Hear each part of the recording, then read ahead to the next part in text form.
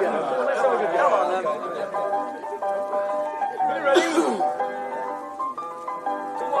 on in.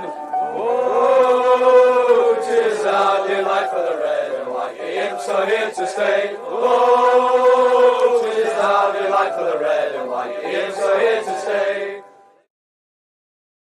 Morning all. Hope we're very well.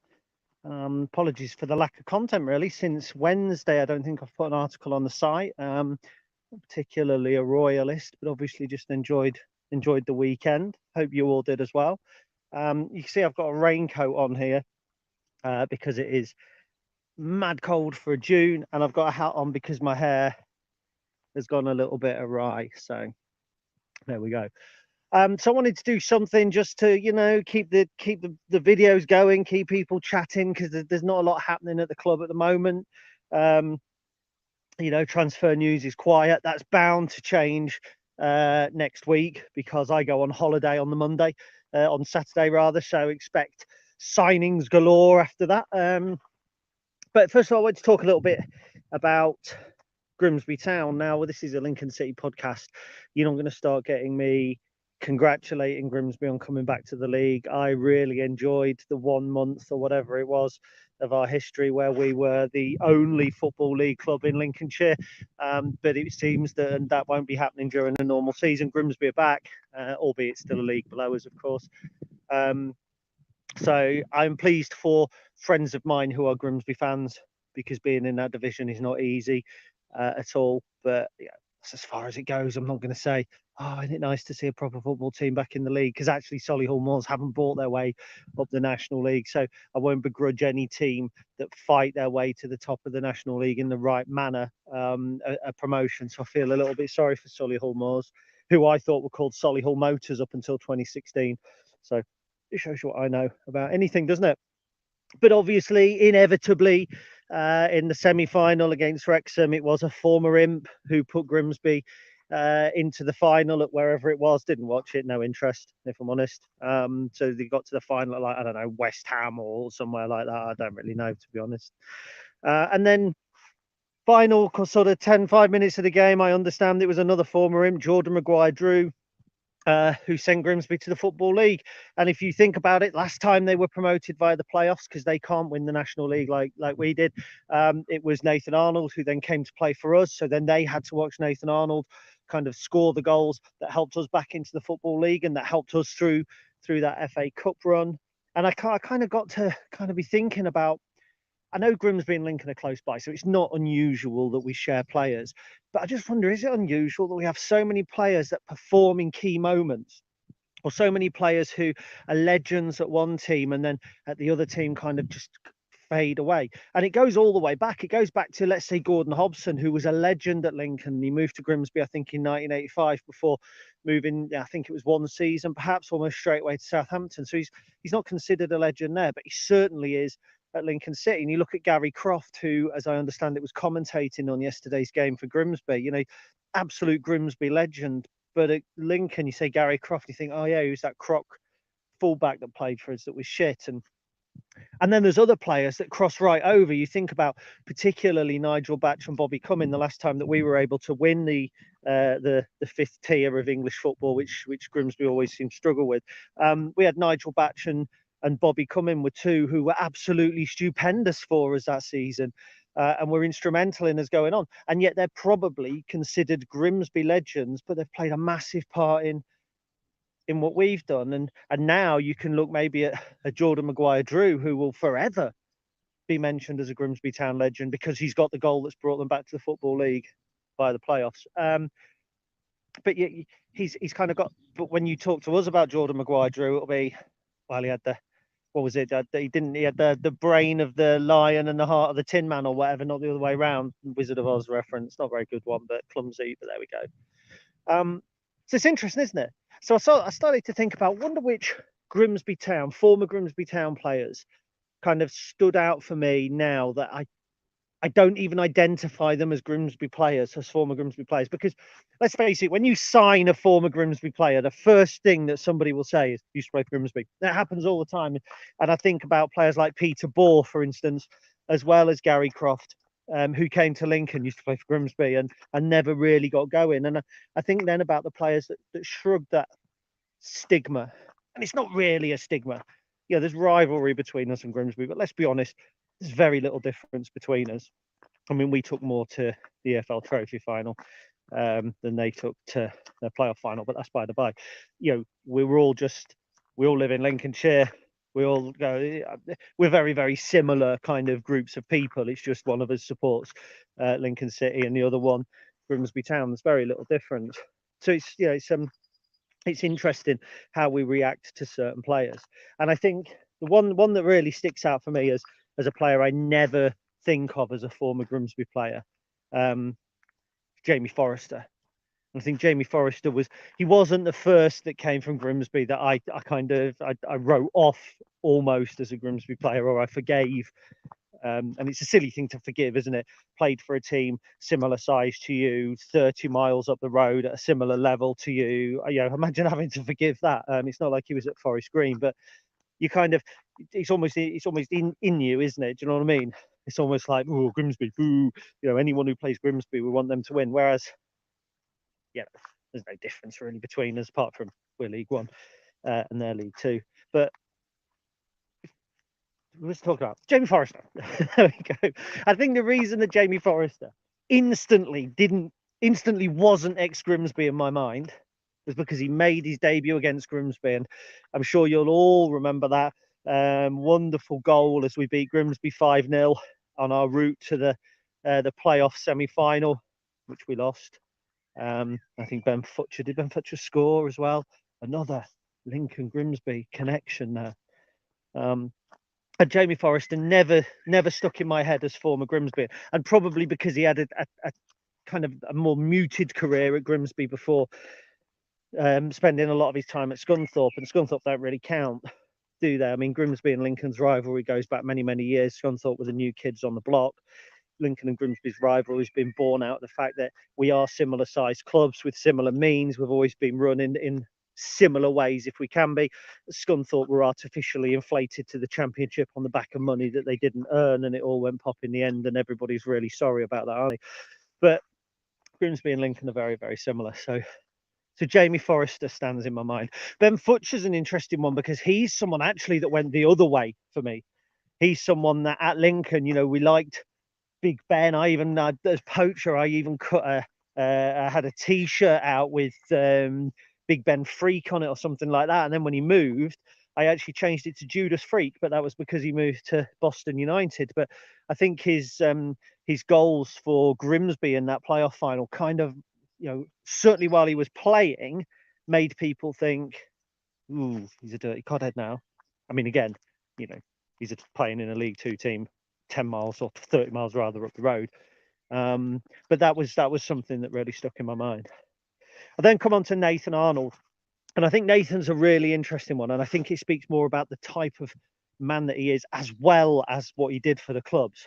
But I think Nathan will be equally as respected on both sides of the divide for many, many years. I think that's because he scored within the space of what was probably 6 months, 2 of the most iconic goals that Lincolnshire as a whole have ever seen. And I think, you know, one of them was the goal in the playoff against Forest Green. You know, famous image of him kind of running away, and he retweets it on a regular basis, and COD fans kind of Nathan Arnold, famous player of ours, brilliant player of ours. And then Lincoln fans, you say Nathan Arnold, and my first image isn't him scoring at Wembley or wherever they hold the playoff final in the conference. We wouldn't know because we won the title. But wherever it was, you know, he's running away. We don't think that. We think Ipswich. We think Gateshead. Nathan's one of those players that's managed to span both, isn't he? And I find that quite interesting because very, very few have. Luke Waterfall, I think, is another one. Luke's gone the other way. I mean, it doesn't matter what Luke does now. He could come to Lincoln and score twice. I don't think he would celebrate. It'd have to be in the FA Cup because we're League One, they're League Two. But he could still come and do that. And I think he'll always be a Lincoln City legend. And I think to a degree he will be for Grimsby. I know that Grimsby fans, some of them have a love-hate relationship with him. I think some kind of thing that he's clumsy, he's error-prone. You know, is he a League Two defender? Whereas Lincoln fans will go, yeah, of course he is. Of course he is. He wasn't particularly League One, I don't think, with Shrewsbury, but yeah, he'll do you a job in League Two, no doubt. He scored their goal, so he's a big player for them. And Luke's another one of those guys like Nathan, you know, who you'll always have a lot of time for as a person. Jordan Maguire-Drew after scoring that goal, and we've got James Whaley on, and we ought to kind of mention it, didn't we? Because they've had their little victory. So James is a Grimsby fan. He's happy morning. He says Waterfall's had a fantastic season. Can he do it in League Two? The answer for that is yes, he can, because he did with us. Whether he can do it in League Two 4 years later, I don't know. I think that he'll be in and out of your side, if I'm honest. Maguire-Drew seems a class act. Maguire-Drew seems a class act. And here's one of those crossovers, I think a bit like Peter Bohr. And I think Kate Jackson's watching somewhere. No doubt she'll be able to list a load of other Grimsby players who came to Lincoln and were utter shite. But Maguire-Drew's the other way around. And I think he's one of the players that's gone to Grimsby and we've gone, oh, you poor buggers. And then actually he's turned out quite good for them. Now, he came to us as a youngster on loan, I think, from Brighton. He'd had a good season at Dagenham. Didn't happen, did it, for him at Lincoln? He was, I don't know, he didn't get into games. We didn't see that creativity. We didn't see the drive that had kind of put him on a pedestal when he moved. I think we ended up cutting his loan short. I think there was rumours of him enjoying nights out a little bit too much and that sort of thing. I can't say I'm chuffed for him, because I never met him, I never knew him, and he wasn't a player who left a lasting impression on me. So he's not like, it's not like Callum Howe, whereas if we'd gone up, Callum Howe, when he played a handful of games for Lincoln during his time, but you know, he did leave an impression. Worked hard, right attitude, kept going out on loan, and then he'd come back, need cover. Liked Callum Howe. Got no positive or negative opinion of Jordan Maguire-Drew at all. So he'll always be one that Grimsby fans probably hold in esteem, because wasn't great at Lincoln, came to Grimsby, helped him out in the National League. Fair play. If he has grown up a bit, which I'm sure he has, and he has developed as a player, very good footballer technically. Very, very good footballer technically. Didn't have it up here at the time. Perhaps has now. Who knows? Another player in my mind that made the trip from Sinclebank to Grimsby Town, or to Blunder Park, and kind of isn't held in high esteem by us, but is held in high esteem by them, is the shop, Lenny John Lewis. Now, I never really rated Lenny John Lewis, and it's harsh because he came, I think we signed him from non-league, didn't we? But he was a young player with us. He was a big, brutish looking player. But for me, he was, I don't know, I didn't like, he was one of the first players that had I remember he drove a Mercedes with a private number plate. I seem to think his dad was well off or something. I'm not entirely sure. And I used to see that and I used to resent it a bit, because, you know, he wasn't a great footballer for us. Whether we played to his strengths or not, I don't know. This is just from my memory. Never really rated John Lewis. And I remember he left and you thought that was the end of it. And then he ended up going, I think he was at Bury, he's been at Shrewsbury, obviously spent time at Grimsby. Grimsby really like him. He's still playing football now. So he's obviously done something right, but he's one of those players that's travelled up the A15, A46. You can tell I live kind of on a triangle, can't you? I never drive Lincoln to Grimsby anymore. But he's one of those players that Grimsby fans will hold dear, that Lincoln fans simply won't. So, although James says that the shop has sadly never done it for them, more negative than positive from us. Didn't he score in one of your other playoff finals? Didn't he score? Because that's how you get promoted. We win leagues. But didn't he score in the Bristol Rovers one? I thought he'd scored for you. Seem to remember that was one that you lost. James Whaley again, he's loving it this morning. Fair play. You've got to enjoy your victories. That's what being a football fan's all about. Can we have a shout out for Lincolnshire's non-league Scunthorpe? Some say they may go down again. Yeah, they're fucked basically. And we had a real near miss at Lincoln from that, because I suppose it's something I can mention. I mean, we're just talking generally here. That's what the dog walks are, me talking to myself and you watching. But we can mention Peter Swan, because it wasn't all that long ago. It was now, I suppose. But Peter Swan was right on the cusp of investing in Lincoln City. And at the time, we thought we needed it. I mean, we had the Co-op Bank calling in, I think, our credit. We didn't have any investors coming in. As I understand it, and I'm happy to be to stand corrected on this, Peter Swan visited Lincoln, was more than happy with what he saw. There was a there was a verbal kind of non-binding agreement that he was going to invest in Lincoln City, as it's told to me by as it was told to me by a director at the time. And then he went away on a Thursday or a Friday, and on the Monday rang up and said, I've decided to invest in a Football League team instead, with more potential. And that Football League team, rather ironically, was Scunthorpe United. And so off he went to Scunthorpe, and for a very brief while, I seem to remember the message boards were full of, we've failed to attract an investor, we're struggling, blah, blah, blah. And within a year, we have Clive Nates on board, who then oversees the entire regeneration of our football club. And Peter Swan goes to Scunthorpe, and it really is a case of be careful what you wish for, isn't it? Because, I mean, I'm not going to go into the Scunthorpe United model right now, but it was overinflated. He's allegedly tried to make them more sustainable, but he's done that by kind of signing ground ownership over and all sorts of other, dubious looking practices. And it does just give me a sense of enormous well-being, that we were so close to having an owner who has since kind of destroyed a football club, or seemingly from the outside looking in destroyed a football club, whereas we ended up with a man who, again, not single-handedly, but has been the main driver behind our football club experiencing a resurgence and giving us that one lovely month where we were the only Football League club in Lincolnshire. And it was nice. We didn't play a game in that time, which is good, because on last season's form that could have ruined it. But just for that month. And do you know what, deep down, and I'm sorry, Mr. Whaley, if you're on here still watching on, but do you know what, for part of me actually wanted Solihull to win. I wanted Wrexham to win. I wanted whichever other team it was you beat, I can't remember now, to win as well. And that was just because I like the idea of us being the only Football League team in Lincolnshire. It's not content with being Lincolnshire's number one. I wanted us to be the only ones as well. I wanted us to be able to have more former Grimsby players in the Lincoln squad. I would absolutely love that McAtee that you've got up top that was at Shrewsbury, I think, wasn't he? Was he a Shrewsbury youngster and went to Scunthorpe? He follows Paul Hurst around like Paddy Kenny follows Neil Warnock around, or Nat Brown followed Gary Simpson and Keith around. Like that boy a lot. Wouldn't be against him being a former codhead at Lincoln. So if there's anybody else in the comments at the moment who can think of whether they're Grimsby fans thinking of Lincoln players who went to Grimsby and did well, or vice versa, please do mention them. So there we go. So the Football League season now is officially over, and it seems mad, doesn't it? We finished in April and it's got all the way to June, and finally the season's over. I had my friend Nick messaged me the other day and said, have you done your season preview for 442 yet?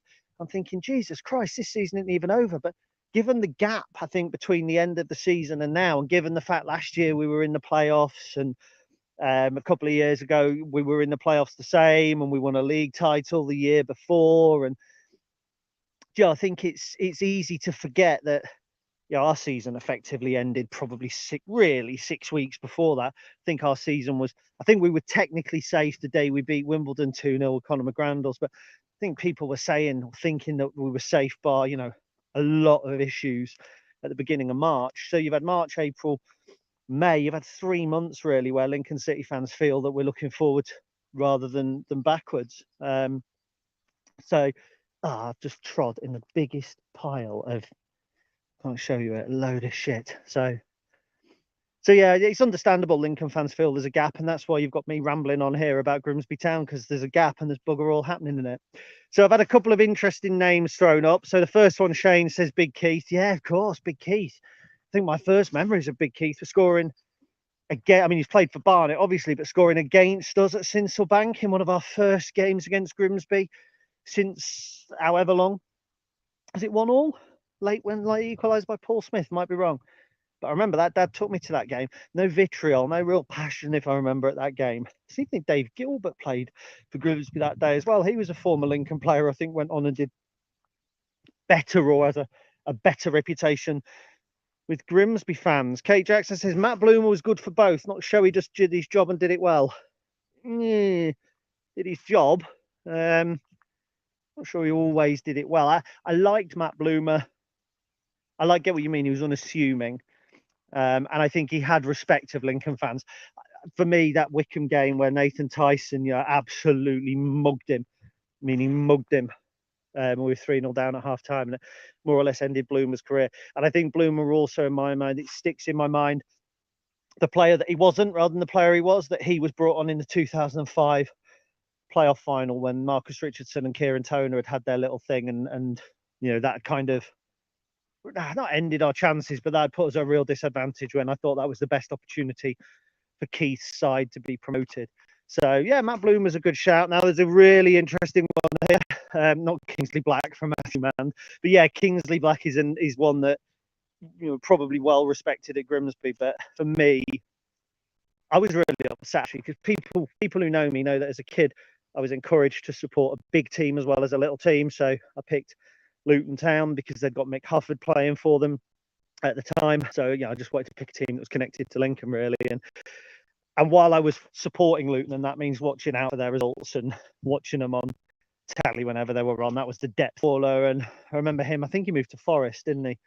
After that, I thought he was going to have a great career, and he went off to Grimsby, so he didn't have a great career, did he? And then came to us, and it was just past his time, wasn't it? It was just past his time. He scored a great free kick, I seem to think. Did we draw 2-2 at Carlisle? He still had it. He still had that magic, but it wasn't like today's footballers where they can play on late into their career. Peter Beagren, remember him? Bloody hell, he didn't play for us or Grimsby, I don't think, but he was a real evergreen footballer. So James Whaley pulls up an interesting one, Bradley Wood. Do you know what? It pains me. It pains me to see Bradley's name because I love that kid. What a footballer. Because he was the sort of footballer your dad likes. Do you know what I mean? He harped back to the 50s and 60s. If he went in for a tackle, he took everything. If he slid into the advertising hoardings, they were the ones that came out with a 6-week injury and he walked away. I mean, that's the type of player Bradley Wood was. He liked to book him. We know why now, but he liked to book him. But that commitment, and he got it off the field, didn't he? And queuing and taking all the drinks. And I know at Grimsby they loved him as well because he'd come through the ranks there and done well, bit of a coup when we took him, I think. And now you mentioned his name, and I think a lot of people, they see it in black and white. Ironic, rather, given that's Grimsby's colours. But they see it in black and white, don't they? Bradley Wood, bad. And he could have cost us that game against Ipswich. So I find it hard. But at the same time, let's not whitewash the 2016-17 season. A lot of what we, some of what we did and what we did well was because of Bradley Wood. I remember, did we shuffle things about for Tom Champion to come in the side and move Lee Beavers and Bradley Wood around? We drew 0-0 with Solihull after a run of wins, and it was Tom Champion's debut. I seem to remember that, and I really felt for Bradley then. But let's not also forget he's sending off against Sutton, and that wasn't deliberate. Charlie, come on this way. Yeah, painful. Shane Clark, he's of course mentioning Glenn Cockrell. Yeah, absolute legend. Do you know what? I look at that man now and he still oozes cool, doesn't he? I don't know if anyone saw him at, was it the Crew game? Might not have been. It might have been another one that he was with the former players. And just to look at him, you can just tell, what is he now? 60 something. Just looks cool. He's still got the hairstyle. He still carries himself well. He still dresses well. Reminds me a little bit of a kind of a trendy Rod Stewart. I really like his persona. I never got to see him play, but he was a favourite of my dad's. He was a favourite of my granddad's. So, and I've seen clips of him, and obviously what he went on to do and who he went on to play for, and great player. Probably more respected at Lincoln than Grimsby, as with Gordon Hobson. But again, that just plays into the title, doesn't it? That correlation of players who kind of flip between the two. And the one interesting one actually is Duncan Eidenhan, who was a youth here and left and went to Grimsby and got his first team break and has now gone on to sign for Bristol City. And I think also there's potential for Charles Burnham, who is being heavily linked with a move to us, who who was at Grimsby. I seem to went out on loan at Chorley, did really well. Grimsby fans calling for him to come back, and he came back, moved to Burton, did well at Burton, on and off in patches. So another talented footballer, David Elkington. I can't believe you've brought this up. How about a manager, Alan Buckley? Oh dear. And that takes us to a player, Adam Buckley, as well, doesn't it? Yeah, Alan Buckley's, again, he's one of those, like George Kerr, one of those managers who has managed both, who will invoke very, very different memories on either side of the divide. I remember the Alan Buckley era as being nice football with no end substance. I remember it being a time of stubbornness with him playing his son over Pete again, which it's just utterly crazy, isn't it?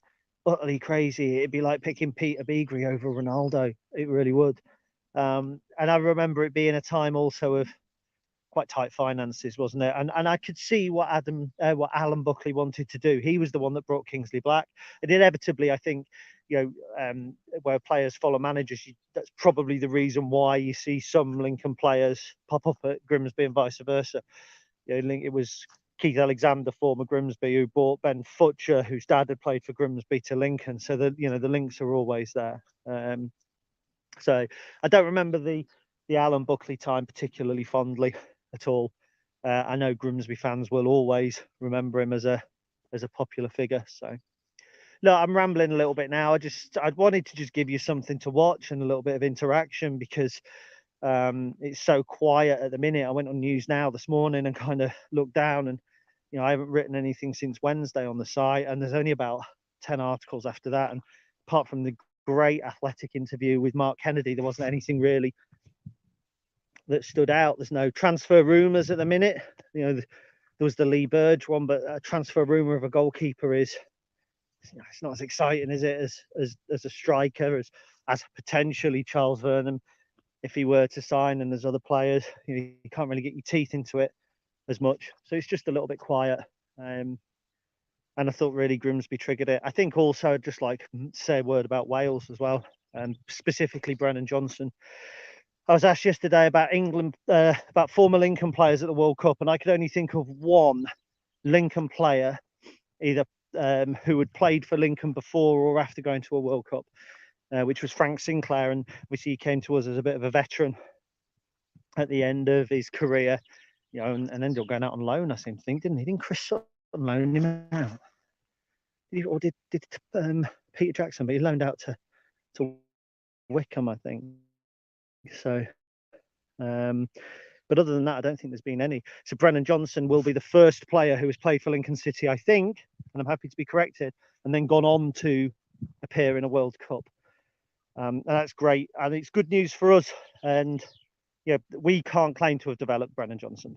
He had one season with us. We helped his development, came through the Forrest youth ranks. He's obviously had a good football upbringing, but I think it is a boost to the team and boost to us and our facilities and our structure, which, bear in mind, we're keeping in place largely with Mark Kennedy. It's just a testament to all of that. That Brennan Johnson was entrusted to us, did well, and has gone back and now raised his profile even further. And that will help us, I think, in pursuing loan players this summer. We will bring loan players in. I would expect that we will look for one or two. They're the players that you can't afford. They cost you £1 million, £2 million even at this level. But if you can borrow them, then you're in a great place. And if I remember Corbino was at MK Dons and Sheffield Wednesday. We were in for him, I think, last summer. He's exactly the sort of player that we need to be looking at and saying, look what we did with Brennan Johnson as a club. It wasn't just Michael Appleton. It was the coaching staff. It was the setup. It was everything. We can do that with your player to whichever team we want to loan from. And the fact that he's going to a World Cup, 13 months after he scored his last goal for Lincoln City, it's a testament to what happened to him at Lincoln City, but particularly to the player as well. He's one that you'll not see playing at Grimsby as well as Lincoln. He's left League One behind for the rest of his career now. That boy's got a big future. I'm delighted for him. Am I delighted for Wales? It's like Grimsby going up, isn't it? Do you know what I mean? I'm not really bothered. I'm not actually really bothered. It sounds awful. About England. People are going, oh no, we lost to Hungary. Did we? I must have missed that. I saw it pop up on my news feed yesterday that we'd played Hungary in the Nations League, which is another word for friendly. So there we go. Anyway, Imps, I've said that nothing's happening, so likely now, with me having to work incredibly hard between now and Friday, something might happen. You never know. And normally when I say something's going to happen, it doesn't. So it does, rather, when it's not going to happen. So yeah, let me rephrase that. I've got muddled up there. Normally when I say something's not going to happen, it does. So nothing's going to happen today. Q3 announcements before 5 o'clock, which will see me working deep into the night. I'll try and put some stuff out on the site through the course of the week. I'm away next week, so it might be difficult. So if anyone's got any guest articles, please do let me know to keep the content flowing. I do have the second part of a quiz to go up. And yeah, there we go. I hope you have a nice day, and we will speak soon. Cheers all. Thank you for watching.